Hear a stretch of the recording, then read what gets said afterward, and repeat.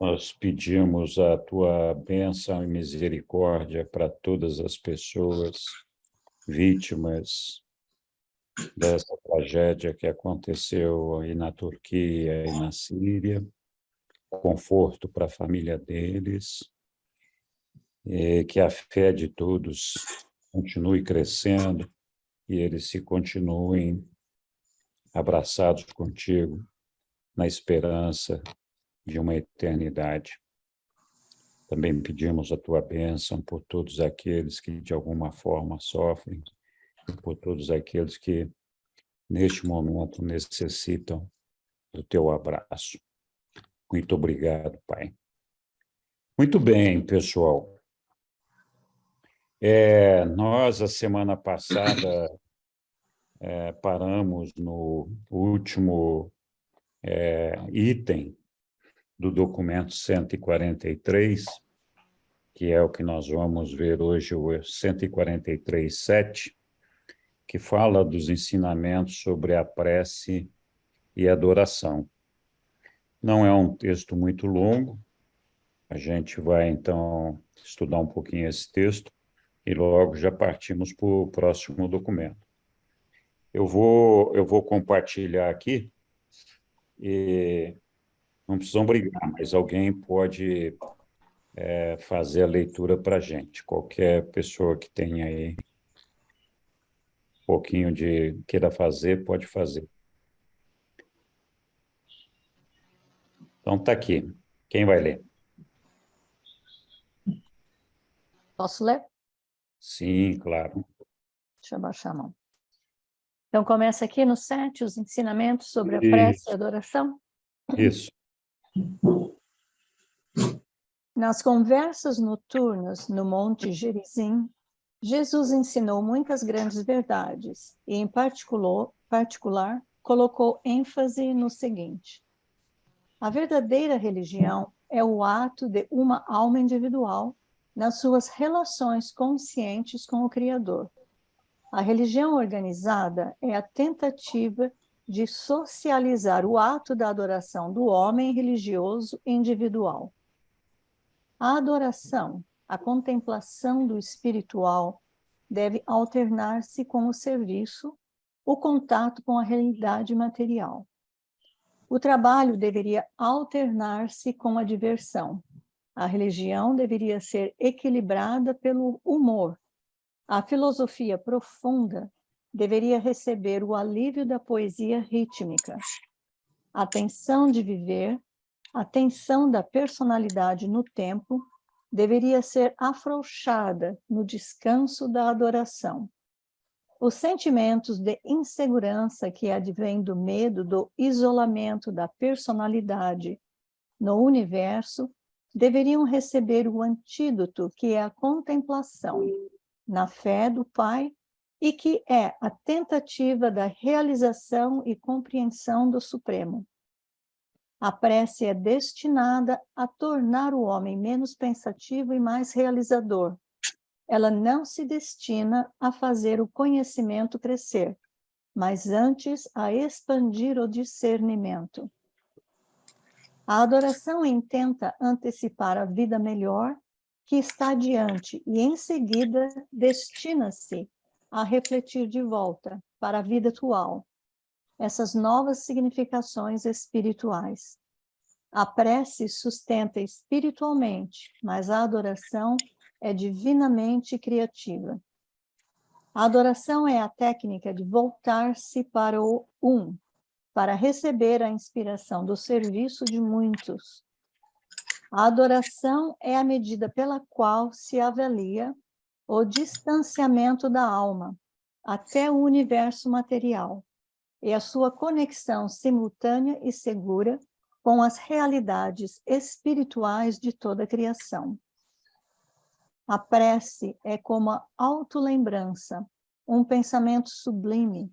A adoração é autoesquecimento, o suprapensamento. A adoração é a atenção sem esforço, o repouso verdadeiro e ideal para a alma. Uma forma de exercício espiritual repousante. A adoração é o ato de uma parte identificando-se com o todo, o finito com o infinito, o filho com o pai. O tempo no ato de um passo que toca a eternidade. A adoração é o ato da comunhão pessoal do Filho com o Pai Divino. É deixar que a alma-espírito assuma atitudes reanimadoras, criativas, fraternais e românticas. Embora os apóstolos tenham captado apenas pouco dos seus ensinamentos no acampamento, outros mundos captaram, e novas gerações na Terra irão alcançar esses ensinamentos. Muito obrigado, Ângela. Muito bom. Nossa, que texto legal. Alguém quer falar sobre ele? Eu acho que vou falar. Então, vai. Eu acho que quando a gente chega ao ponto da adoração, a gente já passou assim por algumas etapas. Por exemplo, a gente está lendo agora um documento, né? E tentando fazer uma reflexão sobre ele. E no momento que a gente está refletindo, a gente ainda está num estado como que de oração, né? E então depois tem uma caminhada até chegar assim, ainda tem que chegar na contemplação antes de chegar na adoração. Então a gente reflete, depois a gente procura se aprofundar meditando sobre aquilo que a gente está estudando, ou alguma outra coisa no sentido de espiritualidade, né? E depois a gente chega a dar uma pausinha e contemplar sobre aquilo que a gente já refletiu, já meditou. E aí a gente chega na adoração. Quando a gente chega na adoração, a gente já tem uma visão do todo. A gente já não está mais preso só na oração, na reflexão, na meditação. A gente já tem uma visão geral de tudo. E é aquele momento que a gente entra em contato com o Pai.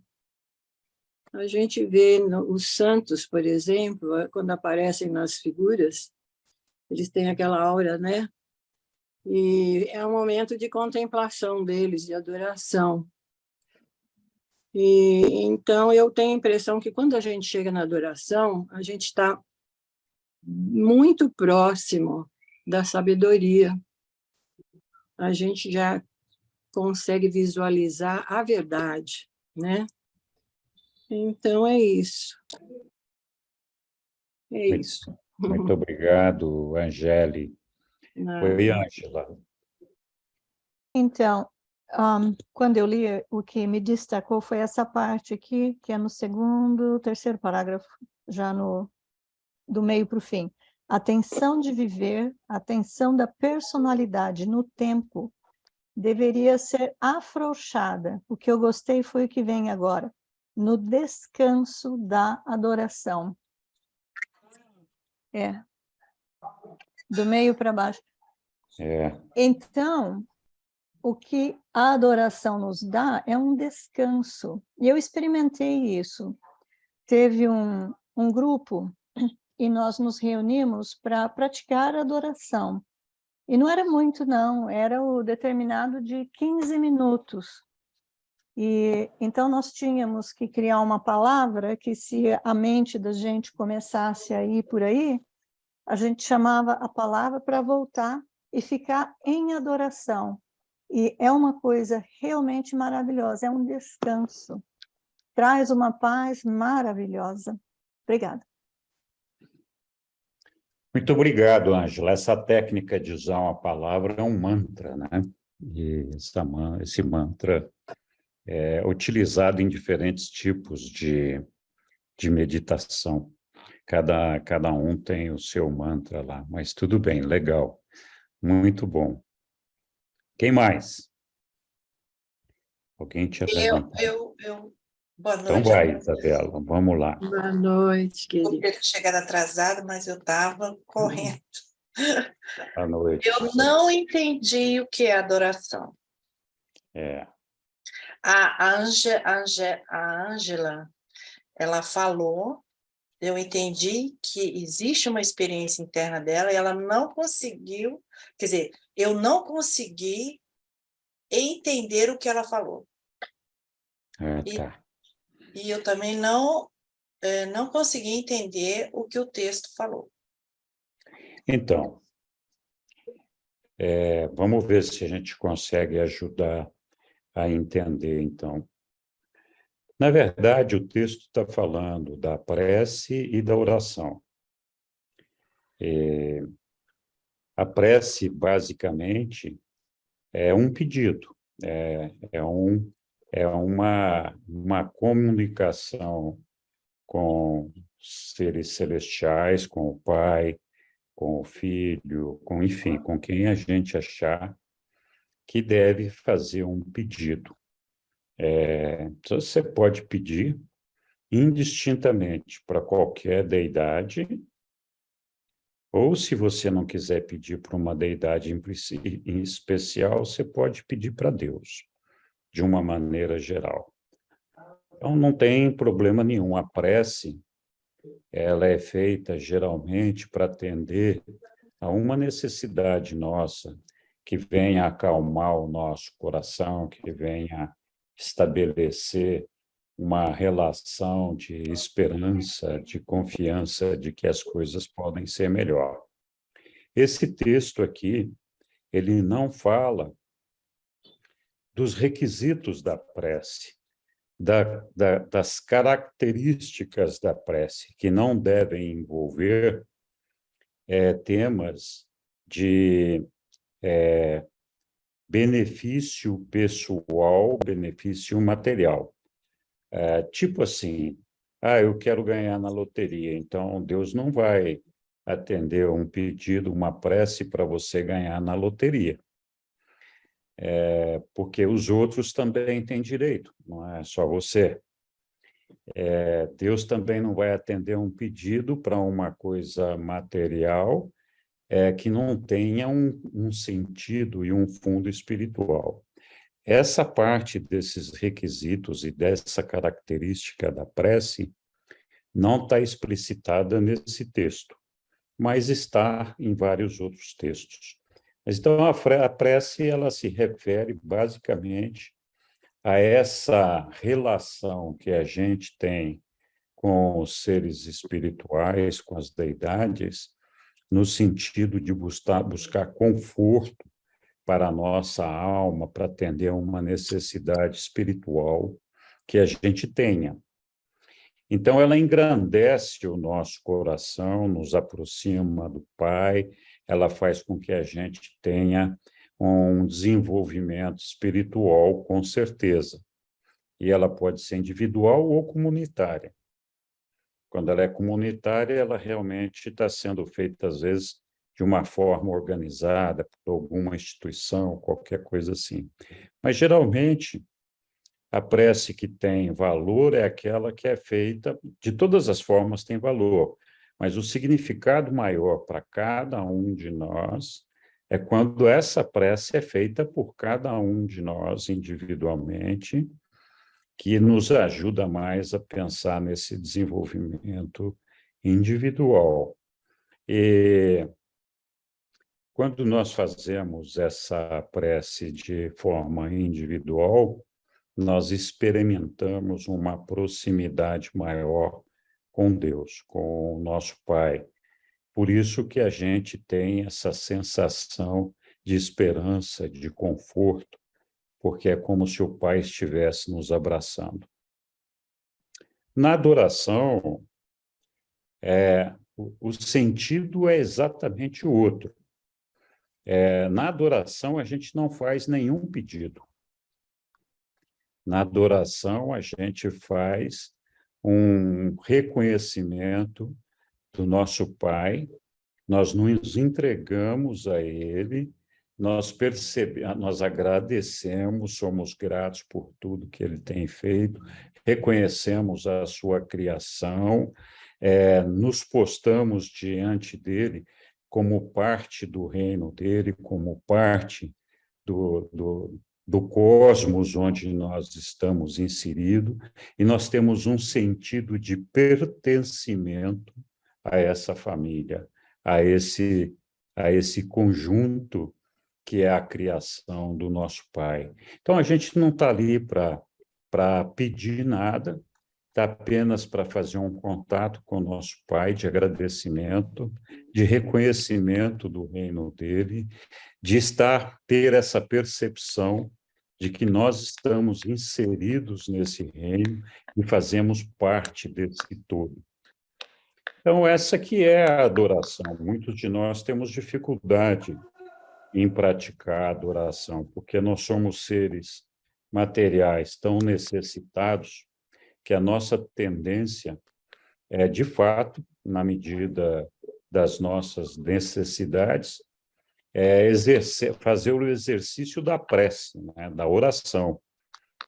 Poucas vezes a gente pensa em se colocar num lugar onde a gente possa ter um pouco de calma, de paz, acalmar nossa mente, nosso coração, fazer como uma meditação para buscar um contato com o nosso Pai no sentido de agradecimento, de sentido de pertencimento a esse Pai, a esse reino dele, e sentir essa sensação maravilhosa de fazer parte dessa criação do todo. Então, são coisas distintas. Esse texto também não fala, mas em outras partes do livro de Urântia, os reveladores nos dizem que apenas o Pai, pode ser adorado, ninguém mais. Então, a gente não faz adoração a santos, ao Espírito Infinito, ao Filho Eterno. A adoração, ela é feita para o Pai, que é o Criador, controlador e sustentador de todas as coisas. Então, apenas o Pai deve ser adorado. Já a prece, a gente deve encaminhar para quem a gente acha que vai nos socorrer. Então, se é uma coisa espiritual, você pode pedir para o Filho Eterno, por exemplo, que é a deidade espiritual absoluta, ou para o seu filho, Jesus, Micael.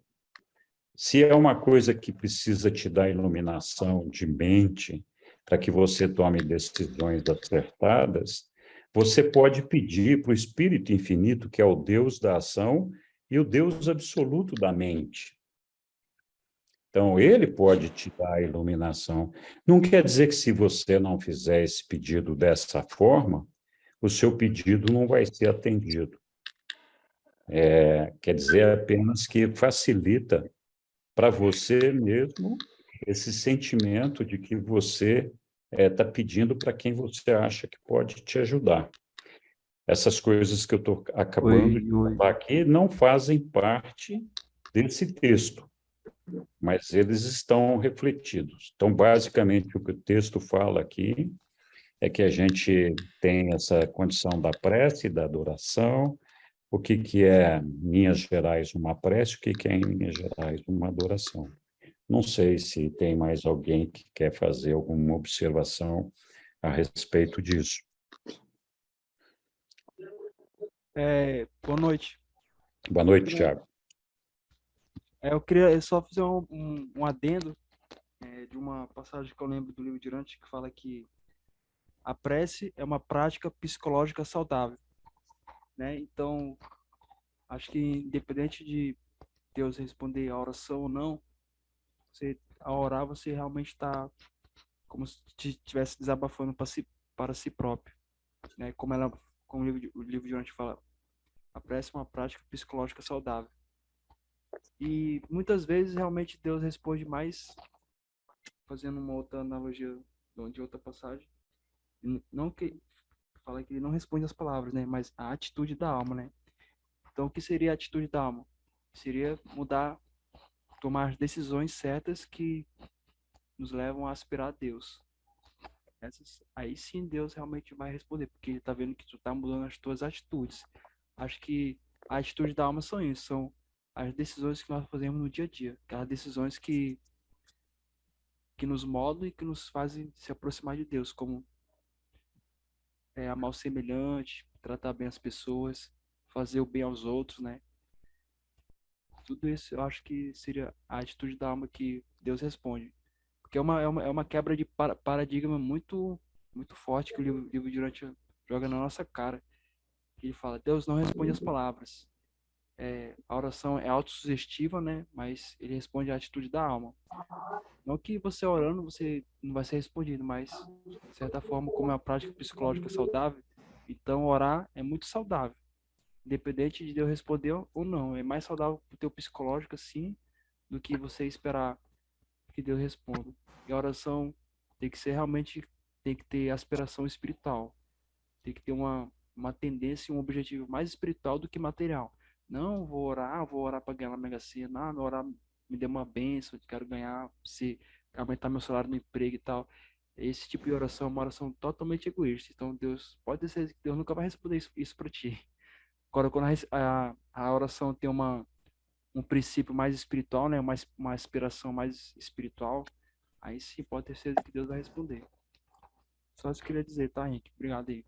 Valeu. Imagina, muito obrigado, Tiago. É acertado isso que você está falando. Só queria complementar o que você falou aí, que os reveladores eles comentam que nenhum pedido que você faça da alma, um pedido que tenha valor espiritual, vai deixar de ser atendido. Todos, sem exceção, que venham da alma, que tenham valor espiritual, eles vão ser atendidos. O que pode ser diferente é o tempo em que isso vai acontecer. Porque, às vezes, a gente espera que o resultado seja imediato. E, muitas vezes, a gente só vai perceber que esse pedido foi atendido na eternidade.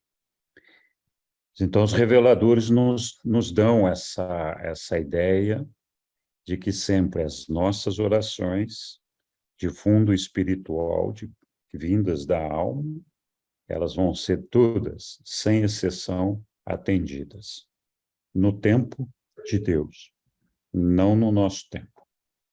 Então, é muito confortador a gente saber disso, né? Também Jesus dizia que a oração não pode ser uma fórmula, palavras, como estava dizendo o Tiago aí.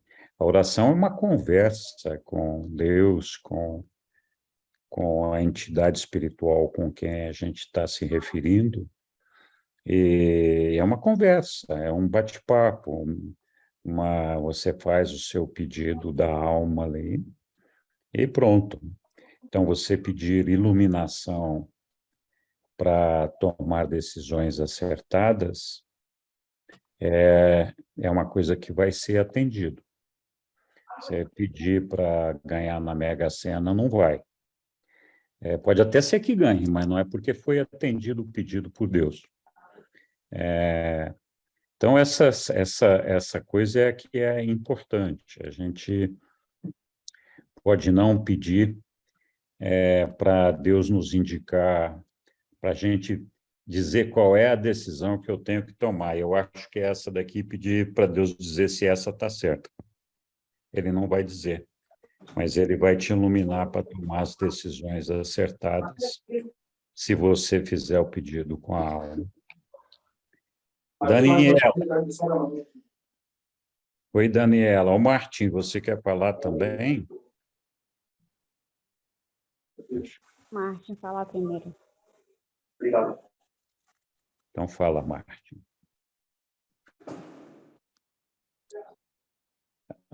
Acho que ele não quer falar. Ele só está com o microfone aberto. Então, Daniela, vamos lá. Nossa, eu acho muito interessante essa questão da oração, do pedido da alma, que no livro de Urântia fala que tem os circuitos, né? Sempre vão ser ouvidos. E muitas vezes a gente, quando está... nós, seres humanos, nós somos muito de teoria, de pouca prática na vida diária. Aí, quando a gente se vê naquele momento que o bicho está pegando, raramente, alguns que têm mais experiência, que têm mais esse contato, de conversar e tudo, apela para essa coisa mais espiritual, mas na maioria das vezes as pessoas elas se deixam muito levar, tipo a música do Zeca Pagodinho, deixa a vida me levar, vida leva eu. Não faz assim um pedido realmente sincero, não diz, me orienta, me auxilia. Hoje, essa semana, eu tive experiências desafiadoras. Eu estava com minha mente borbulhando, eu disse, não, peraí. Tem bilhões de seres mexendo aqui nesse negócio. Eu estou passando por uma situação que não é legal. Aí eu deitei na cama e disse, tá bom. Espírito infinito. Comecei a chamar os nomes, entendeu? Então, assim, eu vejo que na prática, poucas pessoas fazem isso. E é muito incrível quando você realmente chama e pede. Que por mais que seja agonizante a situação que a sua cabeça está, você é auxiliado. E eu falo isso, gente, porque eu sou muito louca. Então, assim, a cabeça lá borbulhando, então eu vejo que essa coisa da oração, do contato, de pedir realmente, você é atendido. Tem gente que não acredita. Às vezes chega a mensagem para você e com clareza, mas você fica meio que duvidando. Acho que a dúvida é o nosso grande inimigo. Faz parte do nosso ego. E é como Jesus fala, cara, quem domina o ego é como se dominasse cidade. Então, eu acho que é assim por aí, entendeu? A gente pede a oração e quer a resposta imediata, mas não é imediato. Ela vai vindo de uma maneira muito sutil. A gente tem que estar muito receptivo, permissivo, realmente, para poder receber aquilo. Era isso que eu queria compartilhar.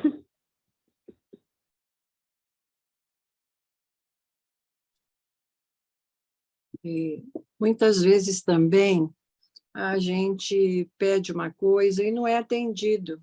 E lá na frente a gente vai ver que realmente foi para o nosso bem a gente não ser atendido. Então, devemos nos entregar sempre nesses pedidos de oração na mão de Deus, que seja feita a vossa vontade. Porque, às vezes, a nossa vontade não vai nos dar um bom resultado lá na frente, né? É verdade. Então, sempre nos entregarmos na mão de Deus no nosso pedido. Sim, Luciano.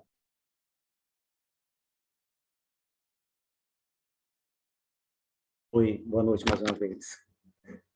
Essa questão da adoração, né, para a gente ainda, acho que para a maioria dos seres humanos ainda está meio obscura, né, na questão do entendimento do que realmente seja, né? Mas, apesar do que o livro diz, né, nesse texto aí, nesse último parágrafo, se você puder colocar, Henrique, não sei quem está colocando, tem, nesse último, acho que é o último parágrafo, no penúltimo, que também é interessante, deixa eu ver se é esse, no final, 7 e 8, né? Na parte B. A adoração é o ato da comunhão pessoal do Filho com o Pai Divino. É deixar que a alma e espírito assuma atitudes reanimadoras, criativas, fraternais e românticas. Eu acho que o segredo está aqui, mesmo eu não entendendo o que quer dizer tudo isso, mas eu acho que está aqui. Eu acho que a adoração é uma questão realmente também íntima, pessoal, né? Cada um vai ter uma forma de se conectar à adoração, mesmo não sabendo que está adorando. Então, eu acredito que também tem muito a ver com essa intimidade pai-filho, né? Assim como o pai assim como o Filho eterno, né, adora o Pai, a gente também, como filhos de Deus, também temos essa intimidade. Então, tem muito a ver com isso, né? Em sempre estar animado, ter uma mente criativa, né? Não se deixar levar pelas fortes ondas dos problemas da vida e sempre estar conectado, sendo grato e sempre estar observando o que está acontecendo, né? Então, a adoração, para mim, já começa com a oração. Acho que a oração já é um fio condutor para chegar a essa situação, né? A chegar realmente à adoração, que para mim é algo, vai ser sempre algo pessoal, vai ser algo individual e íntimo, que acho que só mesmo a mente, a supramente, né, humana vai perceber realmente o momento exato desse ato que é chamado de adoração, né? E comentando um pouco sobre o que a Daniela falou, né, de chamar as hostes celestiais que estão a nosso favor e coisas parecidas, eu vivi uma experiência também interessante recentemente, através de uma dica de Isabela. A gente estava em uma das reuniões, em uma das aulas, não sei qual foi, da Escola Urântia, e aí, não lembro também qual foi a aula, o assunto em si, mas aí a Isabela, entrou falando sobre essa questão da gente ter, do pedido, né, da oração, porque a gente estiver em alguma situação complicada, que a gente deveria parar com calma e fazer uma oração rápida e específica, perguntando realmente como devemos fazer aquilo, de que forma eu devo agir. Foi mais ou menos assim. Você lembra, Isabela? Aí, nessa semana que ela deu essa dica, eu estava numa situação muito complicada, uns problemas no trabalho, eu não estava conseguindo achar o fio da meada para poder resolver, e foi quase uma semana assim de aflição mental, psicológica, que eu já estava ficando doido, como dizem, né? E aí, quando a Isabela disse isso, aí me acendeu uma luz, né? Aí, na manhã seguinte, nas minhas orações matinais, aí eu concentrei essa minha oração e falei assim, mais ou menos assim, falei assim, como eu devo agir para resolver esta situação? E foquei nisso com toda a fé, sem medo, sabe? E de repente, e aí pronto, fui trabalhar. Quando eu cheguei no trabalho, que eu sentei à mesa, liguei o computador, ajeitei minhas coisas, de repente veio assim uma coisa na mente assim, faça assim. Aí veio assim, mas eu já fiz isso ontem e não deu certo. Aí insistiu aquela coisa, faça assim, dessa forma. Eu cheguei, cliquei lá nos comandos. Quando eu fiz o comando, impressionante. Na hora, o negócio resolveu assim, rapidamente assim. Aí já recebi lá a resposta lá do sistema, do e-mail que estava aguardando. E assim, foi questão de segundos pela manhã, a situação resolveu, né? Quero fazer essas experiências mais vezes, me concentrar, limpar a mente das coisas que nos perturbam, para que a gente tenha esse fluido, né? Que a gente consiga flutuar ou navegar nessas correntes, né? Que nos levam à presença do nosso Pai, dos nossos ajudantes celestiais, né? Que o próprio livro diz que me parece que a oração é como se fosse correntes, né? Correntes no ar, que acaba levando, tipo assim, os nossos pedidos diretamente à fonte de onde vai sair a resposta, né? Então, eu acho que a adoração está muito ligado à nossa intimidade, à nossa forma de se conectar com a parte espiritual, e sempre ela vai começar através de uma oração, de uma prece, né? E quando a gente chegar ao ponto máximo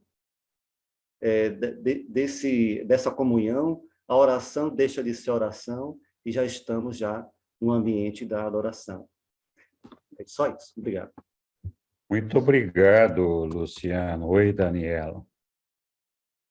Aí eu queria falar aqui que o Luciano falou na Isabela. Na reunião passada, eu fiz vários questionamentos sobre o que era amor e tal. A Isabela trouxe que o amor era a adoração ao Pai.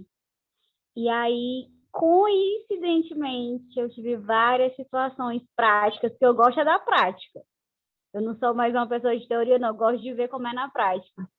E aí, várias pessoas, assim, situações que eu estava sentindo, minha gente, era para eu sentir ódio, era para eu sentir rancor, era para eu sentir tanta coisa. Mas eu pensei, cara, o amor que eu procuro, porque todo mundo procura amor. Não existe um ser humano, se disser que não procura, tá mentindo. Todo mundo quer amar e ser amado. E aí eu comecei, né? Cara, amor é adoração ao Pai.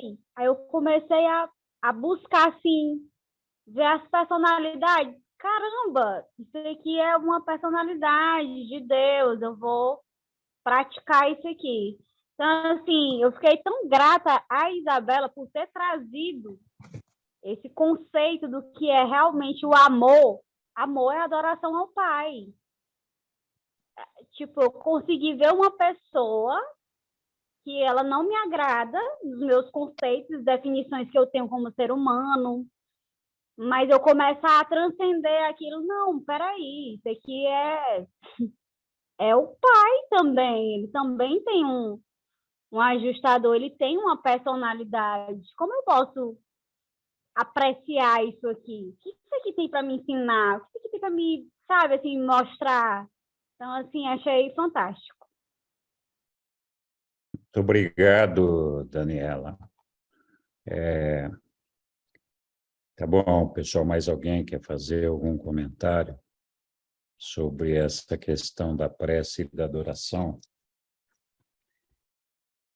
Se vocês procurarem... Eu gostaria, o Henrique, Sim, pode falar. a prece, assim, pela forma como eu vivo, como diz a Daniela, a prática, eu também sou muito da prática, até para que eu não perca o chão, eu começo conversando com Deus, e eu converso como se Ele estivesse na minha frente. Olha aqui, Deus, olha só, olha isso, olha aquilo, olha aquilo. Tá bom, opção A, B, C e D. A D é difícil, mas tudo bem, eu vou pedir a D, mas aí seja feita a sua vontade, que a vontade dele seja a minha vontade, e não que eu tenha uma vontade, eu me coloco à disposição. E normalmente, isso acontece de pronto. Ou eu estou no processo, mas eu tenho consciência daquilo que eu estou pedindo, e eu peço colocando a vontade de Deus, porque às vezes que eu pedi sem colocar a vontade de Deus, eu quase perdi o emprego, uma das vezes. E eu falei, meu Deus, por que está acontecendo isso? Ele falou assim, mas você não disse ou tudo ou nada, Isabela? Então, quer dizer, agora eu consigo dizer, Deus, seja feita a sua vontade. Teve momentos em que eu não estava orando, fiquei 6 meses sem orar, há 8 meses, lá na pandemia, e aconteceram muitas coisas na minha vida, assim, uma atrás da outra, e alguém me ligou e disse, você não está orando, você quer que eu ore por você?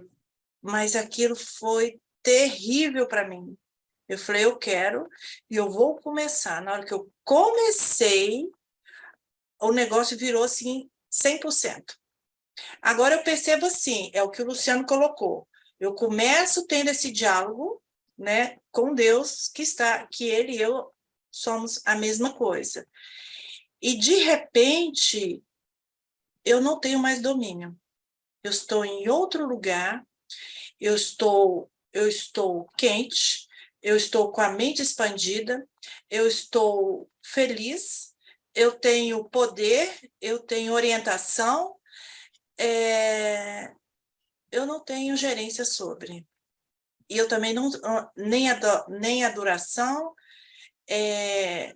às vezes eu já fiquei 1 ano nessa situação, às vezes eu fico 30 minutos, 1 hora, depende. Quanto mais eu vou orando, mais eu vou ficando sensível em relação a isso. Mais fácil fica você entrar, que os cientistas chamam do luminoso.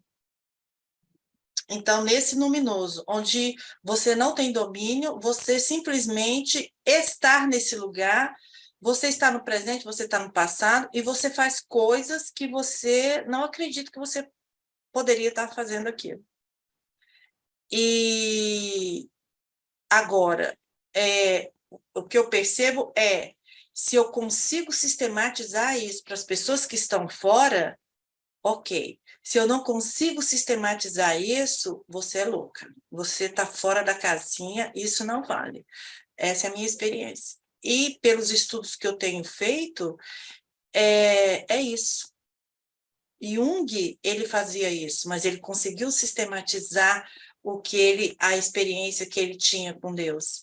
O Chico Xavier fez isso também. Ele conseguiu ser a pessoa que ele é, porque ele conseguia trazer esse subjetivo de uma forma objetiva, para que nós entendêssemos a viagem pessoal dele.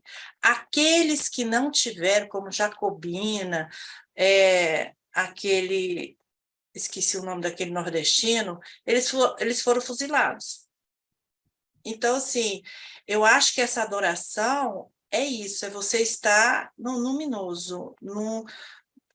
Eu não consigo, igual a Ângela colocou agora, ela não conseguiu, pelo menos para mim, eu não consegui entender o conceito que ela estava falando, porque é muito pessoal, é muito profundo, é muito ela com Deus.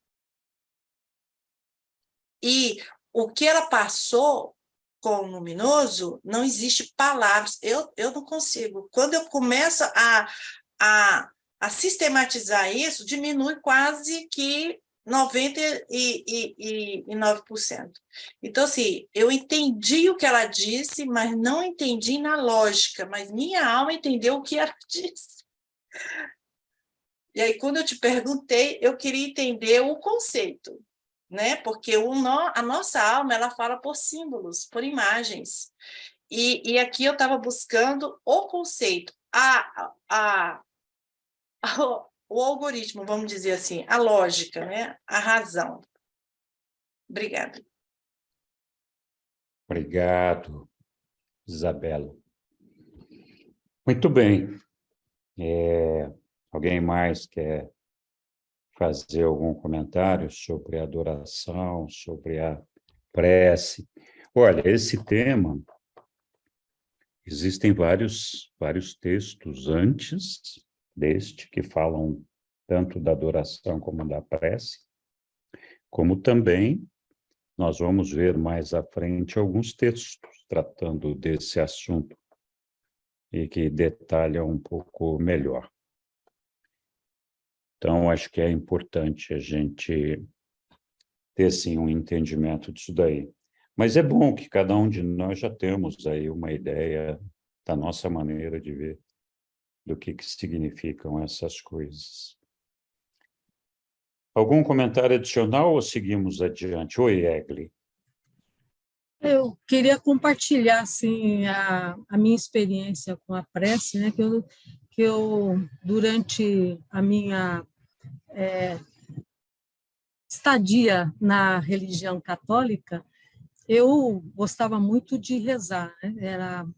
E aquelas repetições que com a leitura do livro de Urântia, né, o rezar o terço e tudo mais, era uma prática que eu exercia muito. E depois, com a leitura do livro de Urântia, eu comecei a escolher algumas orações que eu gostava muito e consigo mantê-las, porque parece que já é um hábito já instalado, que se eu não oro assim de uma forma mais informal, como a Isabela comenta, assim, de conversar, porque eu gostaria de chegar nesse nível, mas eu acho que é um processo que a gente vai desenvolvendo, né? E eu entrei assim muito no desejo, através do livro de Urântia, para buscar a oração, adoração, né? Porque, nossa, quem será que é adoração? Será que eu sei adorar a Deus? Eu sei que fui mudando na medida que vou rezando e tudo, e hoje eu percebo que já é uma prática constante pela manhã. Eu fazia as orações, né? Tem umas 4, e uma delas, são 2 que eu até peguei do livro de Urântia, que acho que deve estar aí na frente, que Jesus ensinou, eu gosto muito, então eu extraí para rezar todo dia. E eu noto isso muito bom, como se fosse um preâmbulo para poder, então, entrar em oração, em adoração. Porque aí parece que eu fico mais apaziguada, mais tranquila, mais em paz. E é como se fosse um bálsamo para a minha alma, né? Essa forma de adoração. Adoração me dá essa impressão, né? Que eu acho que estou conseguindo um pouquinho experimentar o que seria a adoração, né? Que é algo que eu pedia muito em oração para que eu pudesse acessar esse sentimento. O que seria a adoração, né? Eu sei que possivelmente é algo mais profundo, é ir mais a fundo em sentir, né, a presença de Deus e essa conexão com Ele, né, com o nosso Pai. Então, assim, quando eu percebo isso, eu sinto uma paz muito grande e uma sensação de confiança. E tem essa frase aqui que você colocou até aqui, que agora vamos ver, que é uma coisa bem bonita. Não sei onde está aqui, que é como se fosse um preâmbulo para que está tudo bem no futuro, né? Adoração é uma autolembrança. Não sei onde está agora. Aqui. Contemplação espiritual. Poxa, agora eu não estou encontrando. Não sei se Em foi. cima, a prece é como a autolembrança, um pensamento sublime. A adoração é o autoesquecimento, o suprapensamento. É aí que você está falando? Não, é algo relacionado com o futuro, é como se tivesse mais tranquilo em relação ao futuro, mas acho que eu não sei se é aqui, que é a técnica. Adoração é uma técnica de voltar, inspiração de muitos.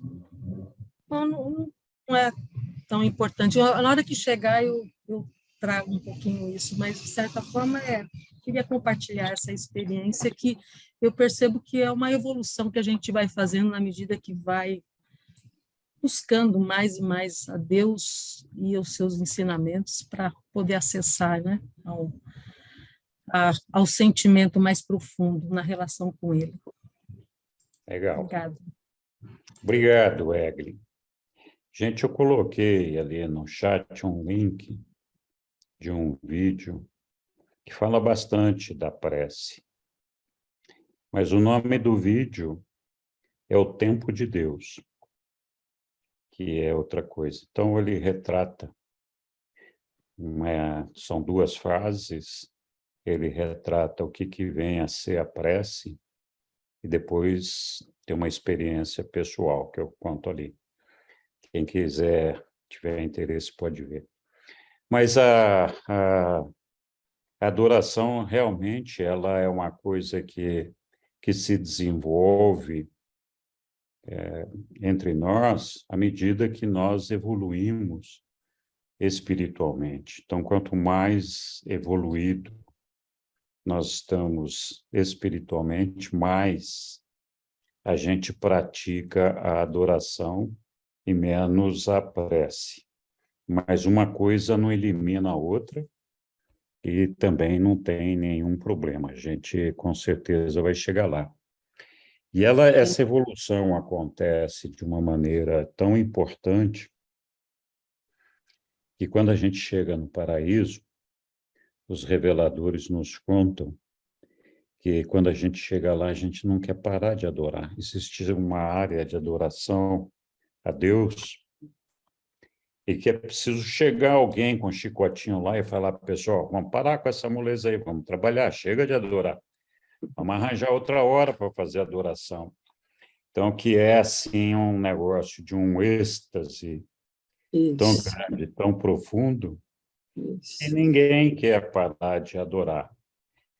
Porque, assim, você já superou, né, as suas dificuldades e o seu sentimento é um sentimento de agradecimento ao Pai, de reconhecimento da sua beleza, da sua bondade, do seu amor. E a gente fica extasiado mesmo, experimentando essa comunhão com o nosso Pai. Henrique, Oi.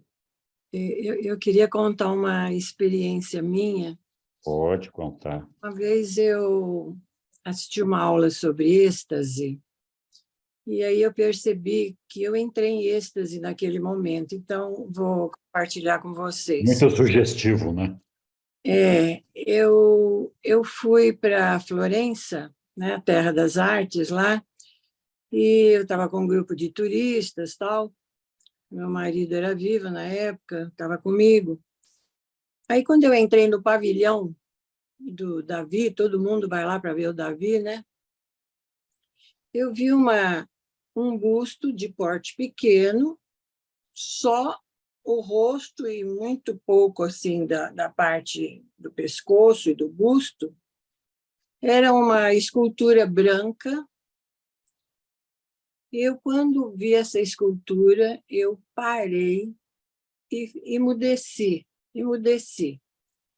E fiquei um tempão lá. E o meu grupo, meu marido, todo mundo foi indo para ver o Davi. Aí, um senhor que também entendia de arte, viu que eu estava lá parada e não andava, eu estava em êxtase, realmente. Era uma emoção tão grande, porque o que aquele rosto exprimia era de uma paz tão profunda, que eu não me conformava como que uma pedra esculpida podia me passar uma expressão tão profunda de paz. Aí esse senhor veio e falou: Angele, o grupo vai caminhando e você vai ficar aí, você tem que ir lá ver o Davi, e não sei o quê. E começou a fazer os comentários do Davi, porque a mão direita é maior, porque isso, porque aquilo. E eu não conseguia falar com ele. Eu só uma hora, de tanto ele insistir, eu falei: olha a paz que tem esse rosto.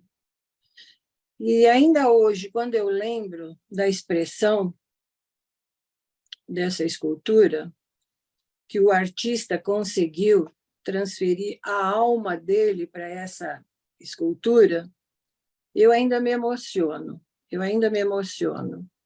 Isso já fazem 20 anos. E eu ainda sinto, assim, essa sensação que eu tive há tantos anos atrás, eu ainda, de repente, sinto, sabe, a grandeza daquele momento. Então, é realmente um momento de êxtase. É um momento, eu acredito, que naquele momento eu tive a felicidade de saborear o que é uma adoração. Porque depois eu continuei caminhando com o grupo muda, não conseguia falar. Eu fiquei um tempo assim nesse estado, sabe? E eu, assim, não vejo a hora de voltar para a Itália para ver se essa escultura ainda está lá. Porque o Davi realmente é uma escultura gigantesca, maravilhosa. Não sei como o Michelangelo conseguiu fazer aquela escultura tão grande, tão perfeita. Mas esta pequena, o que ela exprimia era muito maior do que o Davi. Então, realmente é um momento, é um vazio, sabe? É um momento muito, muito grandioso, que eu gostaria de sentir novamente, mas de vez em quando eu paro para me imaginar naquele momento e fico emocionada ainda. Então, é isso.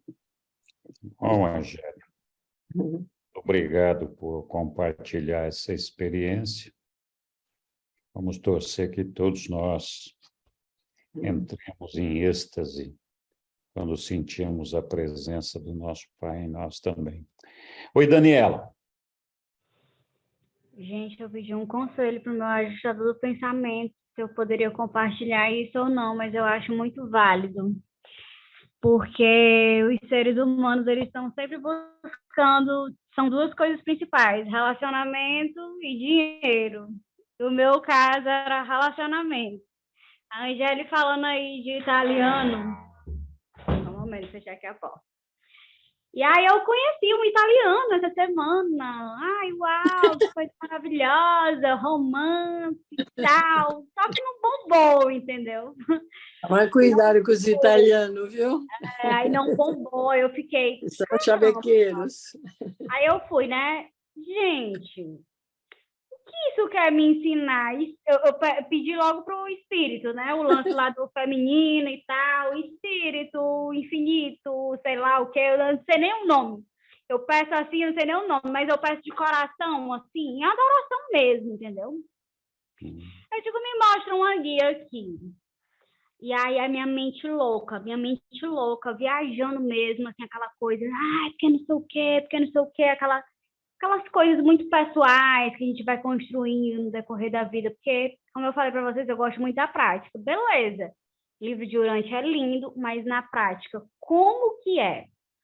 E aí eu deitei na cama, gente, eu não conseguia dormir. Não conseguia. Minha mente viajando, como se eu fosse uma adolescente de 15 anos de idade, tendo o primeiro amor, sofrendo.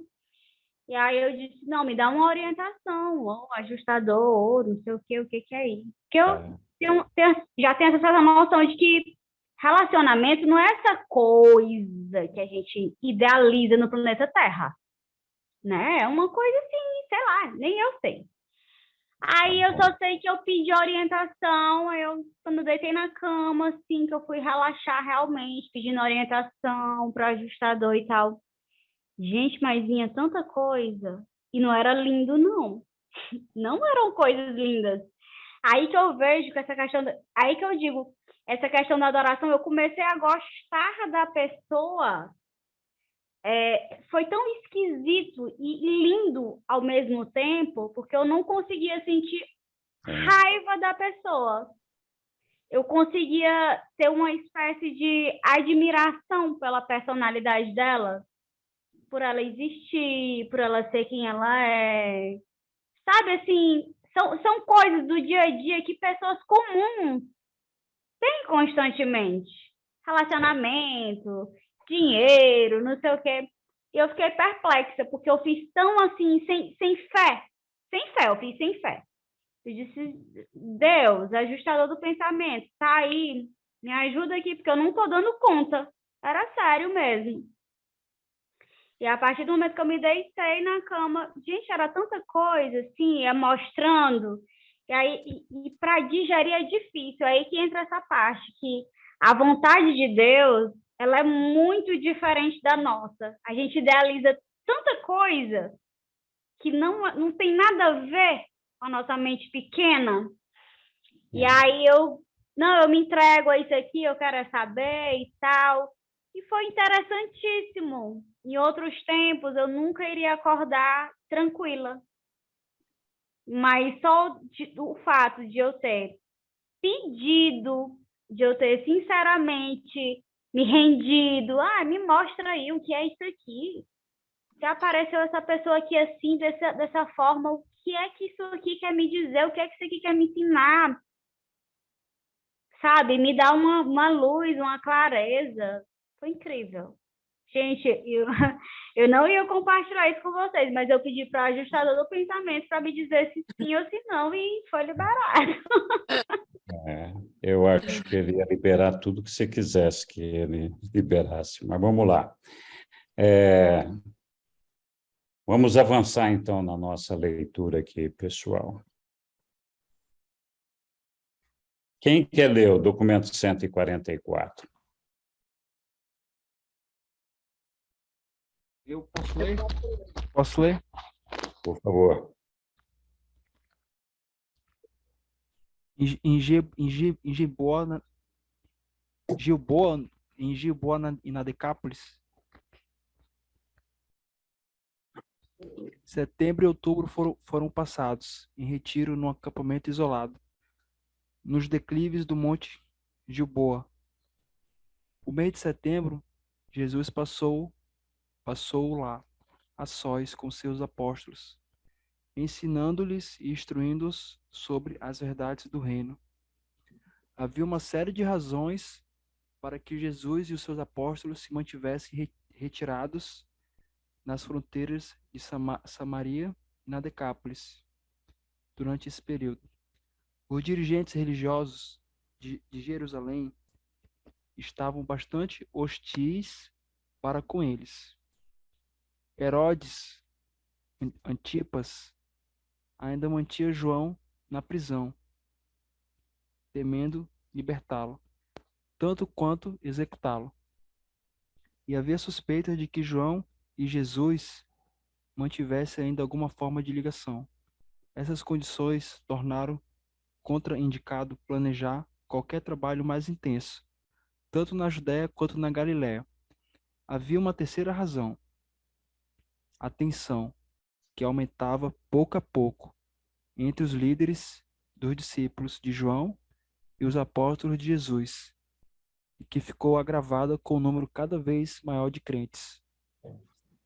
Jesus sabia que os dias de trabalhos preliminares de ensinamento e de pregação estavam quase terminados, que o próximo passo envolvia o começo do esforço maior e final da sua vida na Terra, e que não queria o deslanchar desse empreendimento, e que não queria que o deslanchar desse empreendimento fosse, de nenhum modo, penoso nem embaraçoso para João Batista.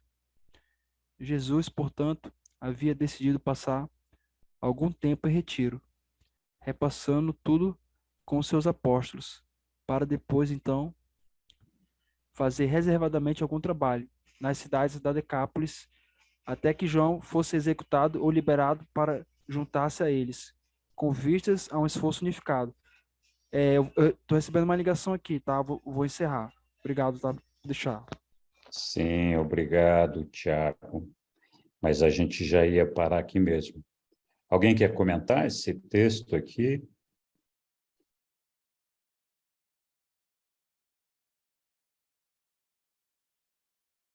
Uma coisa importante que tem nesse texto aqui e que faz parte do nosso dia a dia, né? Essa parte aqui, em que essas condições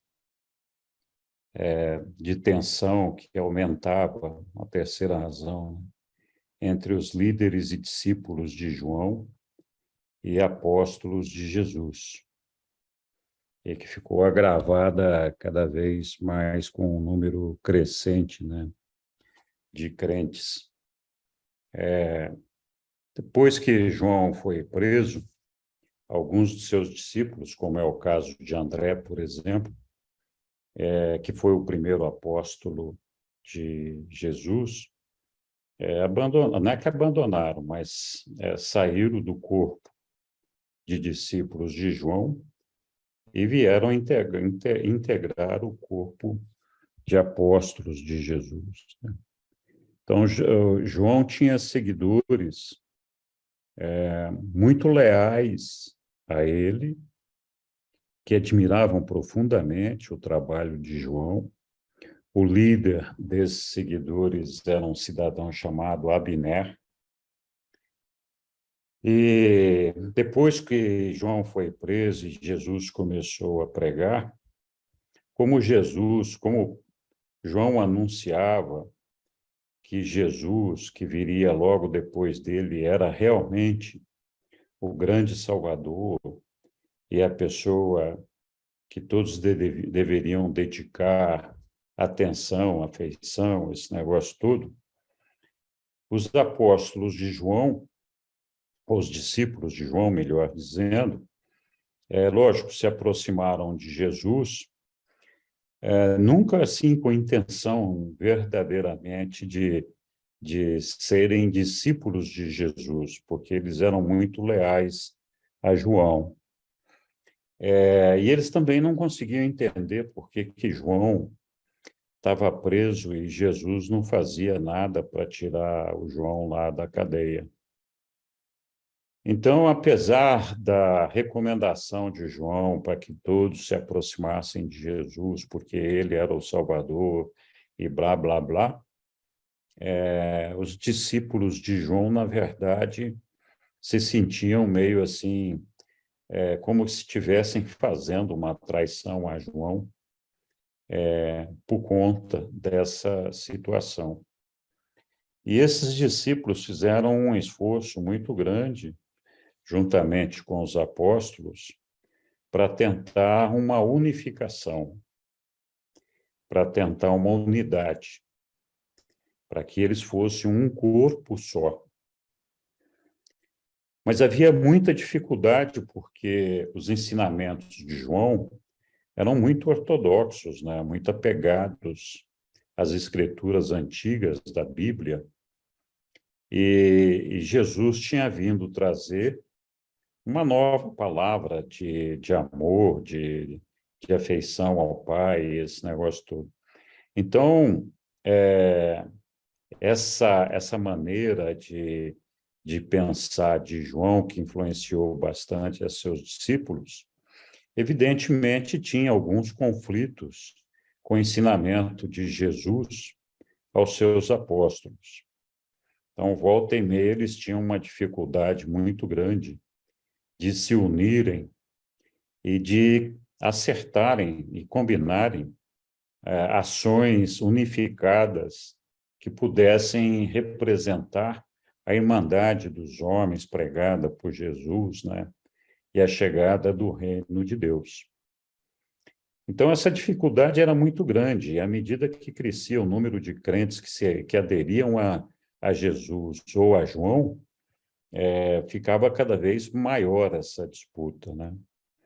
E eles tinham brigas incríveis, e Jesus evitava de se meter nesse assunto, e até que uma vez Jesus até convidou os apóstolos a se afastarem dos discípulos e irem fazer um período de descanso num lugar retirado para acalmar o coração de todos eles e fazer com que eles esquecessem um pouco as dificuldades que eles estavam vivendo.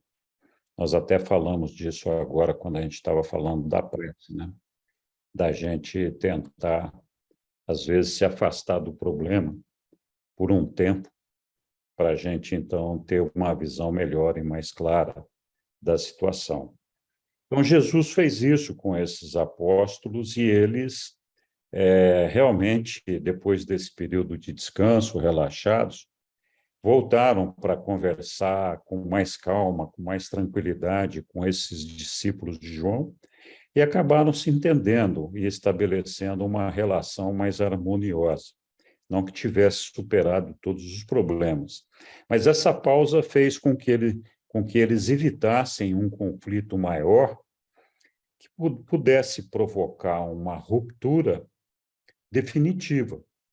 Então, assim, fez com que eles conseguissem arranjar uma maneira, um modus vivendi, de continuarem juntos, tentando se acertar. Então, algumas coisas um lado teve que ceder, outras coisas outro lado teve que ceder, como, por exemplo, a questão do batismo. Os discípulos de João queriam batizar.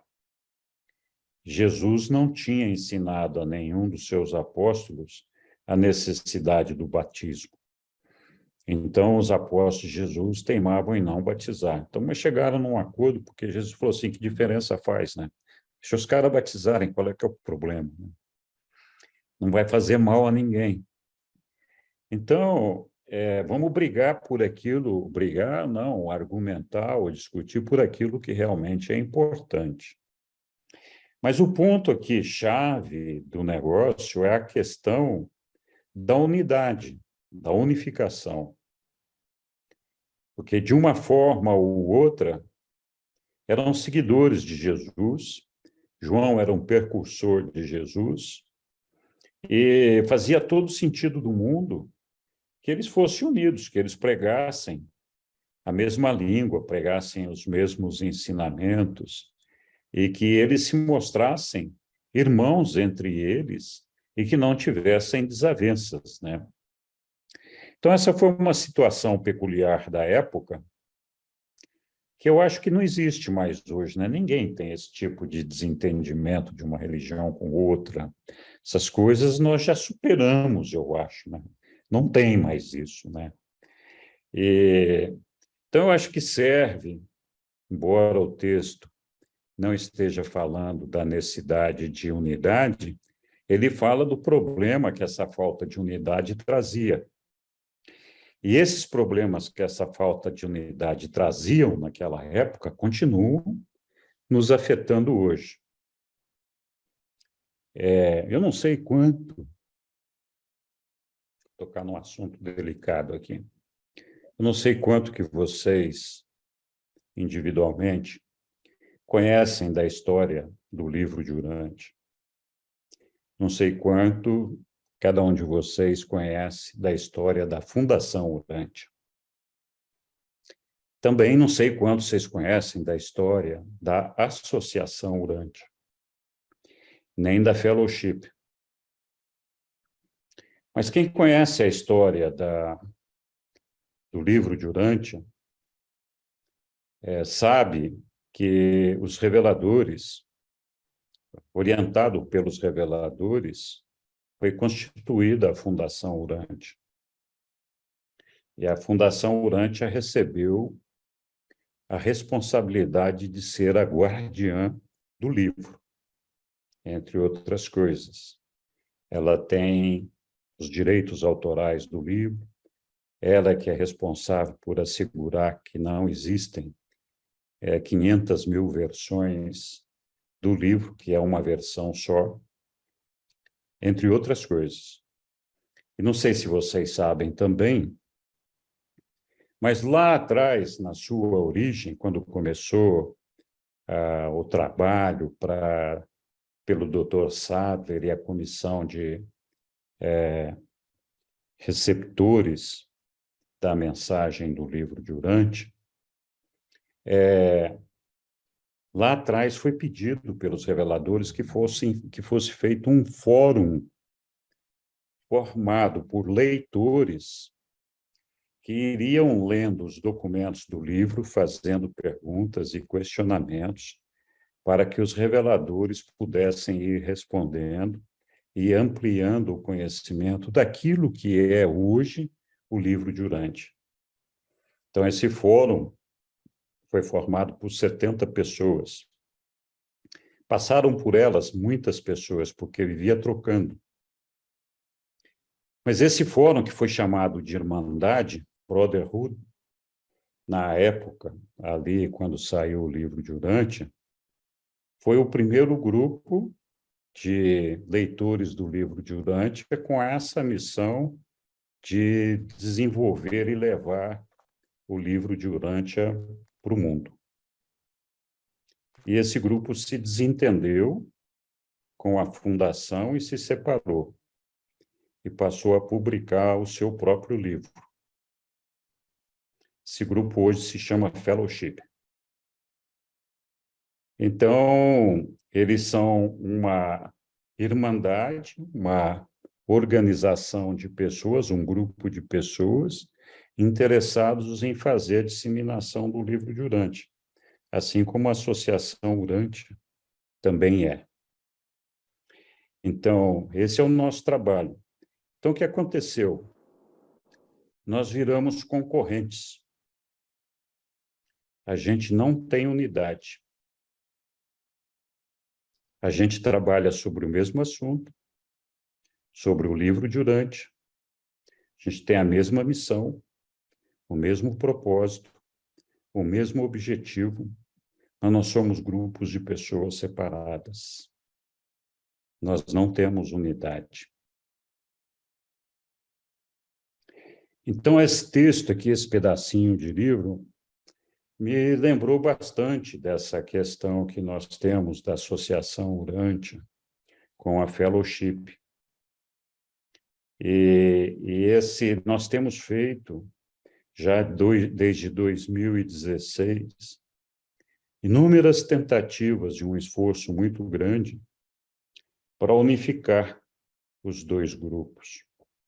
Infelizmente, nós não conseguimos isso ainda, mas a gente continua lutando para que isso aconteça. E aí tem várias razões para que isso aconteça. Eu não sei quanto vocês conhecem do mandado de publicação do livro Durante, mas é só entrar ali no YouTube e colocar mandado de publicação, vocês vão ver o texto inteiro, inclusive tem uma senhora que fala do mandado de publicação, que é uma ex-participante do fórum, né? Então, o mandato de publicação, ele nos fala o seguinte, de que o livro de Urântia, ele foi publicado muito antes da era a qual ele pertence.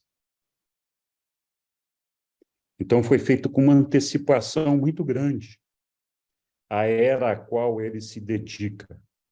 A gente precisa lembrar que o livro foi publicado em 1955, portanto, fazem 68 anos que o livro foi publicado. A gente não sabe qual é essa era que os reveladores se referem. Eles falam que essa era seria a era subsequente às batalhas ideológicas que a humanidade teria que enfrentar num futuro próximo. E que o povo, destruído por essas batalhas, em algum momento teria fome e sede de Deus, para se encontrar de novo, se unificar outra vez e buscar a Deus, e seria esse, então, o momento para o qual o livro de Urântia estaria disponível para atender a esse povo faminto de Deus, faminto de espiritualidade, cansado das lutas ideológicas, para que pudesse chegar, então. E essa antecipação do livro estaria sendo provocada para que nós tivéssemos a oportunidade de fazer avanços, como, por exemplo, traduzir o livro para vários idiomas. O livro hoje já foi traduzido, se não me falha a memória, para 22 idiomas. Mas a Bíblia foi traduzida para 2.500 idiomas, se não me falha a memória. Então, estamos longe ainda de ter um livro traduzido para todos os idiomas que temos presentes no mundo ainda hoje. De outro lado, o livro se propõe a desenvolver estudantes para formar líderes, professores, gente que tivesse capacidade de liderar esse movimento e colocá-lo a serviço da humanidade. Então, desculpem eu estar me alongando muito nessa história aqui, mas eu acho que é importante a gente ter ciência dessas coisas. Então, assim, a gente não sabe que momento é esse ideológico que os reveladores estavam se referindo. Muita gente acha que eles estavam se referindo ao comunismo. Muita gente acha que eles estavam se referindo a outras coisas. Então, a gente não sabe, mas a verdade é que a batalha ideológica no mundo, não só política, mas científica e várias outras, filosóficas e tudo, está crescendo no mundo. O povo cada vez está mais dividido. Cada vez mais a gente consegue respeitar, cada vez menos a gente consegue respeitar e ouvir a opinião dos outros. Nós entramos numa batalha onde irmãos brigam com irmãos, brigam com pais, pais brigam com filhos, pelas mais idiotas razões que a gente pode imaginar.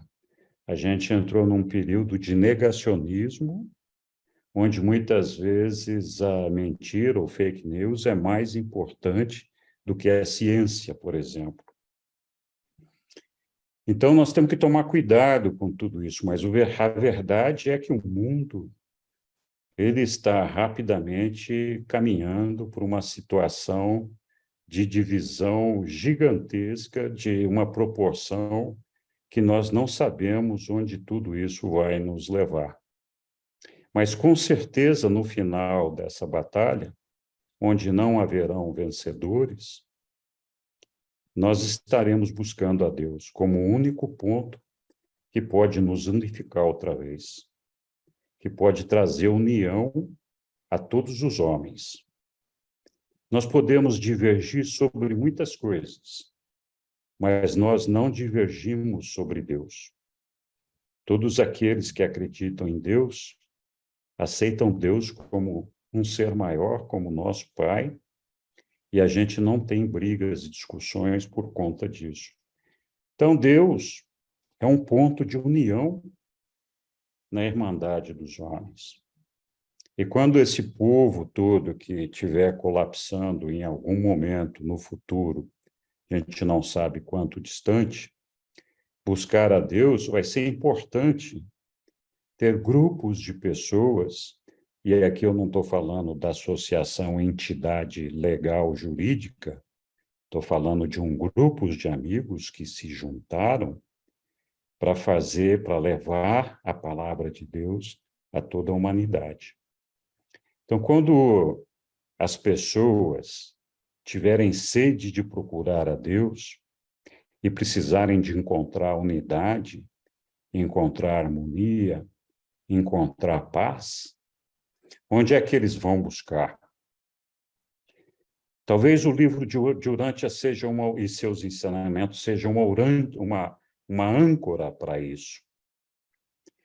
Mas vai ser esquisito se a gente tiver... Não, tem um grupo aqui que chama Fellowship, tem um outro que chama Associação Urântia, tem um outro aqui que não chama... Então, assim, são grupos divididos. Como que grupos divididos podem inspirar unidade, unificação para a humanidade quando ela precisar encontrar a harmonia e encontrar a paz? Então, é disso que nós estamos falando. Então, é muito importante entre nós que a gente receba bem a todas as religiões, que nós sejamos amigáveis a todos e busquemos uma unidade que a gente encontra no Pai. Não é uma uniformidade, mas é uma unidade. Então, é muito importante essa batalha que todos nós temos de buscar essa união, de buscar esse amor, de buscar essa confraternização, de não nos deixar levar por paixões terrenas que vão morrer com a gente aqui neste mundo. Nossa missão é buscar a Deus e servir aos nossos irmãos para chegar até Deus. É por isso que nesse grupo aqui eu não permito que se discuta política, por exemplo, porque é um ponto de desunião, não é um ponto de união. Então, é muito importante a gente pensar nisso. Esse pequeno parágrafo do livro de Urântia não fala tudo isso que eu falei, mas ele fala da dificuldade que Jesus teve ao enfrentar essa desunião entre os seus apóstolos e os discípulos de Jesus. E aí me fez imediatamente lembrar dessa questão da fellowship e da associação Urântia.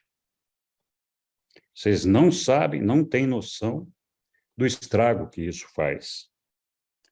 E de como que algumas pessoas, como eu, lutam para que isso seja superado, para que a gente não tenha mais essa divisão. Então, a gente vê assim um parágrafozinho pequeno, inocente do livro como esse, e eu faço um discurso aqui de meia hora, tentando explicar para vocês de que maneira isso afeta a minha vida e de que maneira isso afeta a vontade de grupos de pessoas que estão interessadas só em levar o amor, em promover a unidade, em promover a irmandade e fazer com que nós sejamos um só. né? Desculpem por ter me alongado nisso, talvez nenhum de vocês, ou talvez poucos de vocês, conhecessem essa história, mas vale a pena saber e conhecer. Oi, Daniela. Então, Henrique, eu não conhecia essa história dessa separação com relação ao próprio grupo do livro de Urântia. Mas, assim, no meu ponto de vista, vou fazer 40 anos, desde os meus 15 anos, eu sempre gostei muito de pesquisar religiões no intuito de traçar o que elas tinham em comum. Isso foi uma coisa que sempre me interessou. E, tipo, eu vejo diferenças, como todos nós vemos, em várias situações, religiões, seitas, filosofias e tal. Mas quando eu me aprofundo, assim, um pouco, eu vejo que elas levam ao mesmo lugar. Não todas, né? Porque também não dá para dizer que todas. Mas a maioria, elas estão sempre levando o ser humano a serem uma melhor versão, entre aspas. Então, eu acho isso muito interessante, porque o livro de Urântia, ele fala que para chegar em luz e vida, teria que ter uma religião única. Só que eu paro para pensar assim, com a minha mente limitada, quando fala religião única, para mim, na minha mente limitada de ser humano, eu tenho um ponto de vista, sabe? E às vezes eu percebo que esse ponto de vista que eu tenho do que é único, do que é uma única religião, não condiz com a realidade. Porque, assim, as pessoas, elas têm diversos pontos de vista, são consciências em diversos graus e tudo mais. Mas eu acho interessantíssimo que, apesar de estar falando aí da separação do próprio grupo de Urântia, independentemente de terem se separado, eles estão levando ao mesmo lugar. Então, eu vejo muito como uma unidade. Por exemplo, tem gente que não curte muito a igreja evangélica, pela maneira que ela lida. Mas a igreja evangélica, ela é ótima para os drogados, para os viciados. Elas têm uma tática, por mais que critique, porque só quer dinheiro, porque não sei o quê, independentemente disso. Elas tiram aquelas pessoas daqueles vícios. Então, assim, eu procuro meio que tá vendo, assim, o que está levando, assim, ao pai e procurar uma unificação naquilo, porque eu vejo que até esse conceito do que é uma religião única, ela é muito cheia de conceitos que nós, na nossa humanidade limitada, a gente vai construindo, como que é único, como que é isso, como que é certo, como que é errado, isso é bom, isso não é bom. E a gente sabe que, de um ponto de vista cósmico, às vezes, o que não é bom para a gente não é bem assim, de um ponto de vista mais elevado. É só isso que eu queria falar. Tá bom, Daniela. Muito obrigado. Mas, assim, só vou fazer um comentário antes de passar para a Isabela. O livro de Urântia não é uma religião. O livro de Urântia propõe uma religião pessoal, individual. E essa religião pessoal, individual, permite que a gente tenha maneiras de relacionamento com Deus que podem ser diferentes de uma pessoa para outra. Então, o livro de Urântia não pede uniformidade. Ele pede só unidade em Deus, na irmandade dos homens. E isso é uma coisa que todos nós podemos alcançar, que muitas vezes não é pregado pelas outras religiões dessa forma. Porque tem religião assim, você só vai para o céu se você for da minha religião, da minha igreja. É aquela coisa, se você não fizer isso aqui, você vai para o inferno. Uma das coisas que mais gostei do livro de Urântia É exatamente o que eu buscava em todas as religiões, essa liberdade de eu me relacionar do jeito que eu compreendo, com a consciência que eu tenho, que às vezes eu não estou com aquela consciência expandida. Isso. Mas eu posso fazer uma escolha legal, interessante, elevada, de acordo com o que eu estou agora. Isso, mas eu essa outros. E é a sua maneira. O Urantia, ele preserva muito isso, ele preserva muito o seu livre-arbítrio, a sua consciência que você tem no momento. Ele não quer fazer uma religião, ele quer que você se enquadre, entre aspas, na consciência que você tem, fazendo a melhor escolha. Isso é o que eu acho mais fantástico, porque eu te digo, Henrique, de tudo que eu busquei, nada dava essa liberdade. Então, muito obrigado, Daniela. Vamos lá, então, Isabela. Desculpe te fazer esperar por tanto tempo. De jeito nenhum. Eu vejo Jesus como um agregador. Ele tinha um alvo para atingir, ele era pragmático, segundo a minha santa ignorância. Então, o que vinha no meio, ele dava um jeito para poder ele chegar no objetivo final. E, por outro lado, me dá a sensação que ele tinha a mente cósmica na sua consciência, e ele percebia a pequenez do pensamento daquele ou daquele outro. Então, para ele não precisa batismo e também não tem Pai Nosso. Ele fez o Pai Nosso por tanta insistência dos apóstolos. Tá, então vou ensinar a mesma coisa que eu ensinei para meus irmãos e que aqui na comunidade aqui do Planetária, o pessoal usa esse tipo de conversa com Deus. Mas para eles não era importante.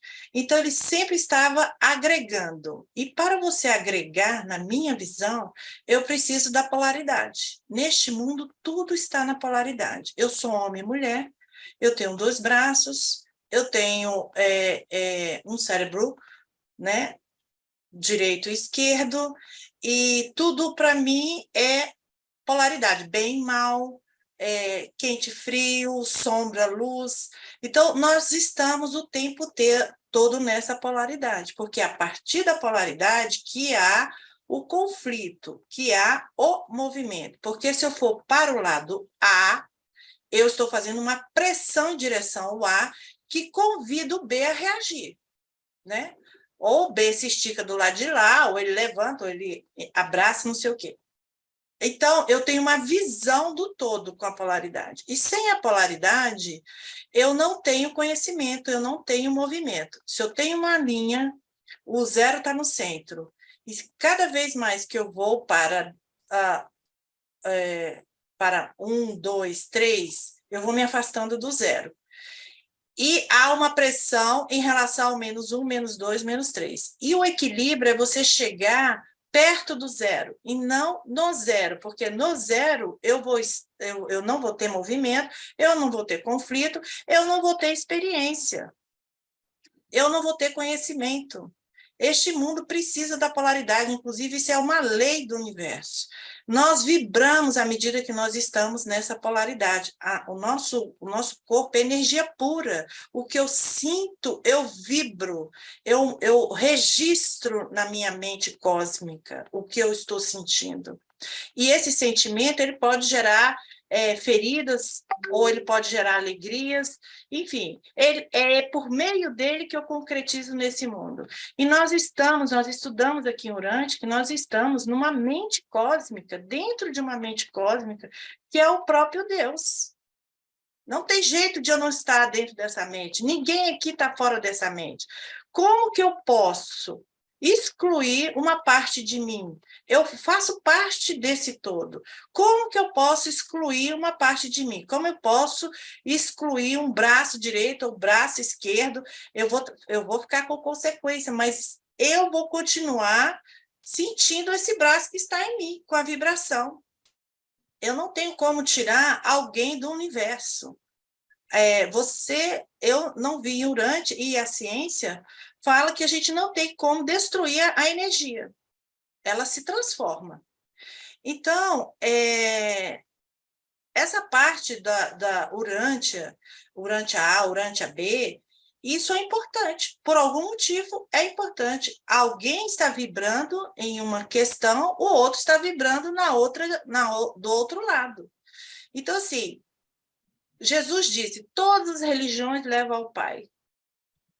Todas levam ao Pai. Por quê? Porque faz com que a gente reflita sobre nós, olhe para nós. É isso que é importante. Na hora que eu olhar para mim, descobrir o próprio Deus em mim. Então, eu entendi isso na fala de Jesus.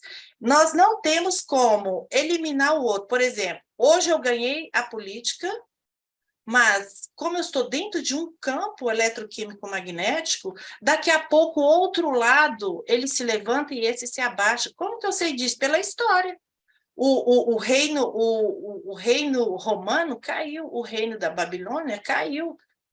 O reino dos Estados Unidos está se desmanchando na nossa cara.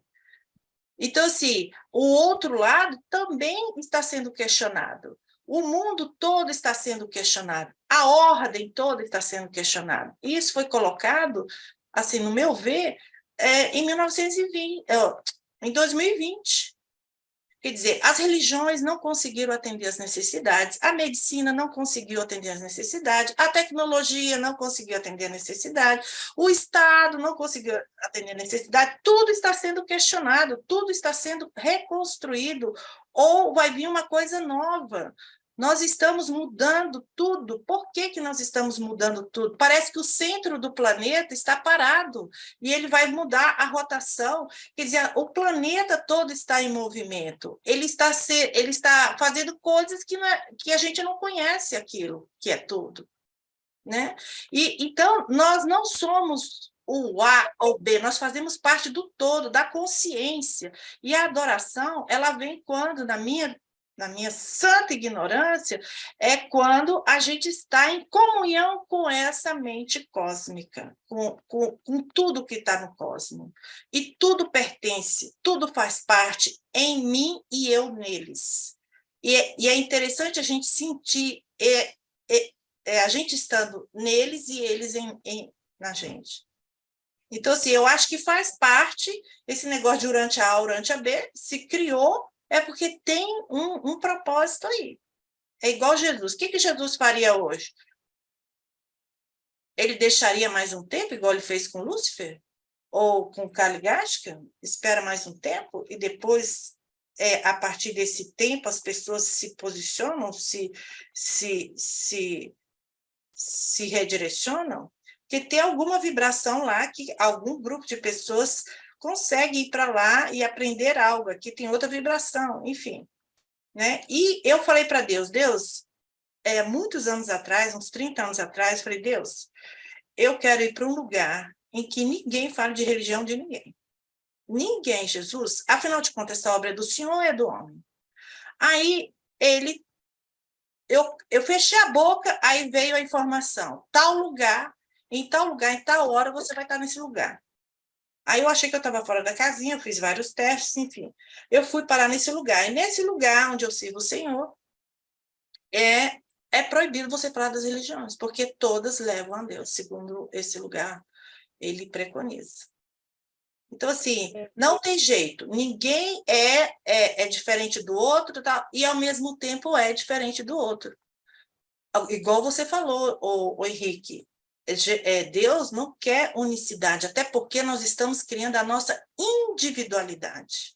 Porque nós viemos do todo, segundo a minha santa ignorância. Nós viemos do todo e nós estamos criando a nossa individualidade. Como? Nós estamos pegando a consciência cósmica e jogando dentro da nossa consciência, que para mim é como se fosse o supremo em mim. A minha consciência é o supremo em mim. A minha inconsciência é o próprio Deus em mim. Como Deus é ele mesmo e o supremo é o Deus em experiência. A mesma coisa que acontece com Deus acontece comigo. Então, o objetivo que eu entendo é que quanto mais a minha consciência espelhar o meu inconsciente, mais equilibrado, mais parecido com Deus eu vou estar.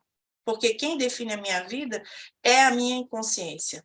E é lá que mora Deus. Obrigada.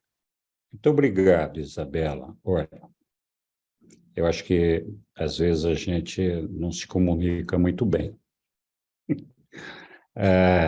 Ninguém disse que nós temos que ser iguais. Não é isso. A gente não está pregando... Não, eu concordo com você. O livro, os ensinamentos de Deus, o nosso crescimento, ele se dá pela diversidade. Exatamente. Então, nós vamos crescer até alcançar a perfeição, e a perfeição é uma unidade. Então, Exatamente. Até a gente chegar nessa unidade, incorporando as diferenças. Isso. Então, a questão aqui não é que todo mundo tenha a mesma religião. A questão aqui é daqueles que acreditam, que querem seguir os ensinamentos, a revelação, se eles devem seguir aquilo que está no mandado de publicação ou não. Então, assim, a gente não pode... uma casa dividida não funciona. Então, sai pai para um lado, filho, mãe para o outro, e os filhos, cada um para um lado, podem pregar a mesma coisa, mas é uma casa dividida. O reino de Deus é um só. E, de fato, a gente espera que todas as religiões levem o ser humano até Deus.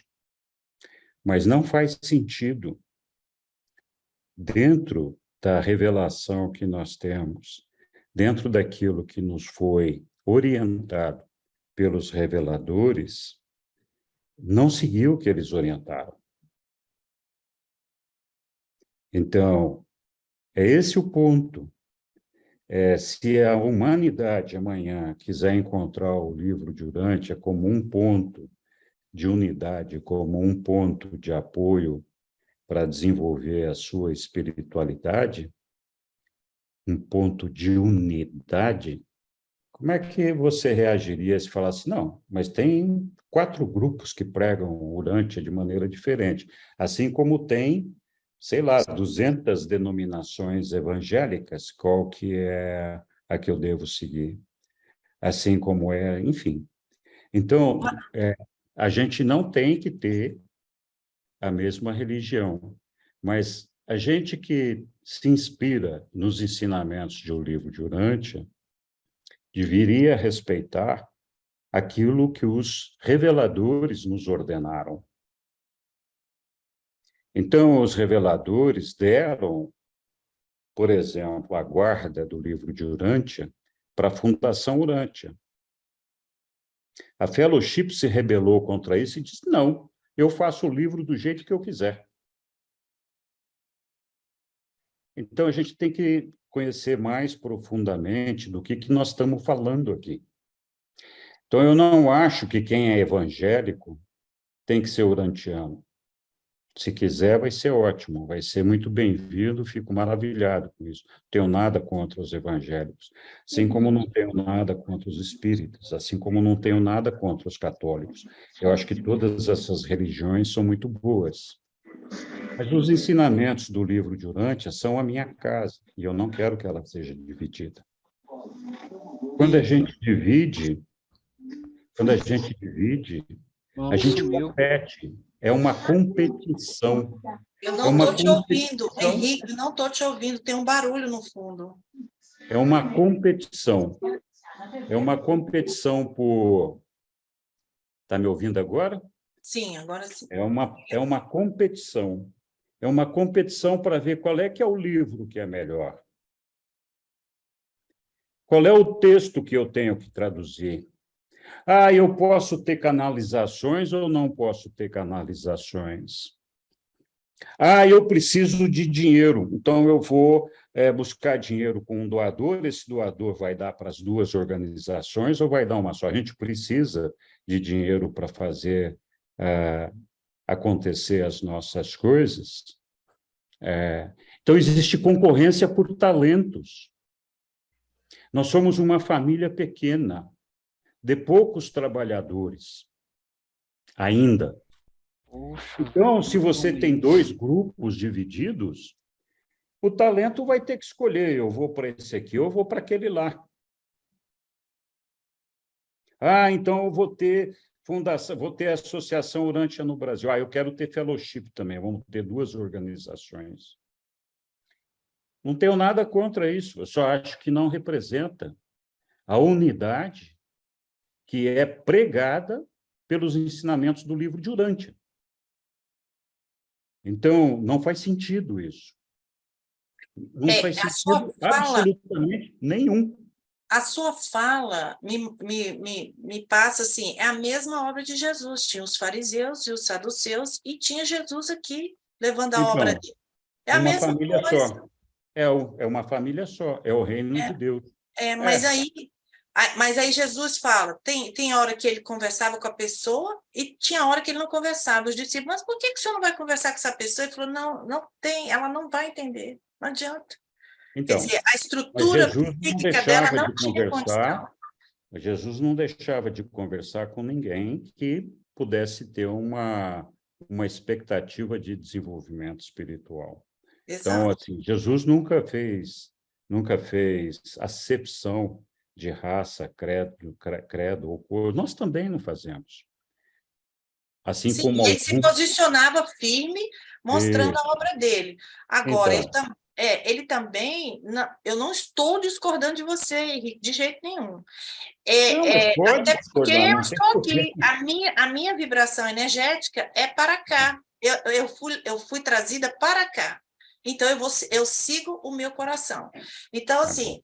essas pessoas, Jesus também não impunha. Ele não. Se essas pessoas querem andar por essa rua, amém. Agora, assim, a gente vai mostrar o trabalho que foi realmente direcionado. Agora, se elas quiserem andar por essa rua, é o direito que elas têm. Elas têm a decisão, vou ou não vou.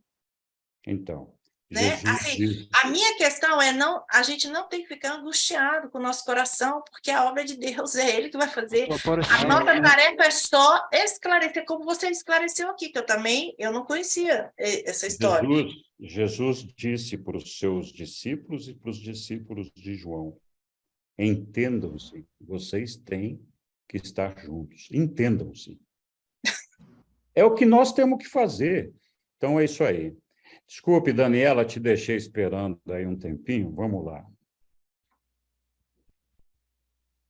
Então, eu acho Vou assim, levantar isso pra cima. tem um autor muito interessante chamado Joel Goldsmith, e ele fala muito sobre a questão da consciência e de que a gente não exclui nada. Você não deve excluir nada e nem pode, que é o que o livro de Urântia também traz, que a gente não apaga memórias, a gente ressignifica, reescreve. Então, ele traz muito essa tendência de que, por exemplo, eu estou bem aqui na minha casa e eu não estou bem. Aí eu vou viajar porque eu quero ficar melhor. Aí, quando eu chego no hotel, lindo, maravilhoso, o quarto é incrível, a vista é incrível, tudo lindo, mas o meu problema está lá, me acompanhando. Então, assim, é uma questão de consciência, é você lidar com aquilo que está gerando conflito. Eu acho que nós, humanos, a gente tem muitos conflitos que a gente tem que lidar. E, para mim, meu ponto de vista muito pessoal, eu pego assim, gente, já estou sabendo de uma coisa. Tem um decreto. Seja perfeito como o Pai é. Pronto. Isso, para mim, é tudo. Se eu estou bem aqui e a pessoa está lá, se dividiu e escolheu outras coisas, beleza, é um direito dela. Faz parte da evolução. Antigamente, eu ficava batendo boca, me revoltando. Ah, mas eu não gosto disso, mas eu acho que isso. Aí eu lembro, cara, é como um hotel. Se eu for viajar, e eu estou com um problema, e eu não me resolvo com aquele meu conflito, eu vou carregar ele para todo canto. Então, assim, Jesus mesmo, ele não batia a boca com ninguém. Ele não tinha essa coisa.